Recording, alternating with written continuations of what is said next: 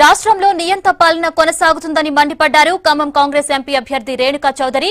ఎవరు ఇచ్చిన అధికారంతో పోలీసులు మా ఇళ్లలో సోదాలు జరుపుతున్నారని ప్రశ్నించారు. మోడీ కనుసన్నల్లో కేసీఆర్ సోదాలు జరిపిస్తున్నారని ఆరోపించారు. అధికార పార్టీ నేతలు పంపిణీ చేస్తున్న డబ్బు మద్యం పోలీసులకు కనిపించడం లేదా అంటూ ఆగ్రహం వ్యక్తం చేశారు.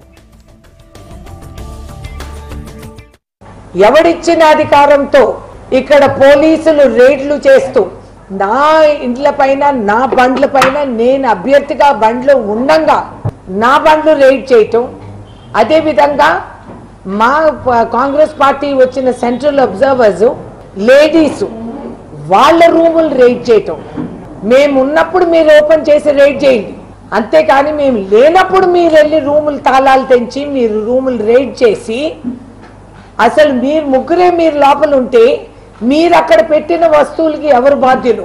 మీరు తీసుకొచ్చి రూముల్లో క్యాష్ పెట్టి దొరికిందంటే ఎవరు బాధ్యులు? ఏ అధికారంతో చట్టాన్ని వైఫల్యం చేస్తూ ప్రభుత్వ అధికారులు ఒత్తిళ్లు చేసి పోలీసుల పైన ప్రజా రక్షకులే భక్షకులుగా మారి ఒక ఓడిపోతున్నామనే భయ ఆందోళనతో ఇవాళ ఖమ్మం జిల్లాలో వేసే పిచ్చి వేషాలు మాత్రమే అని చెప్తున్నాను.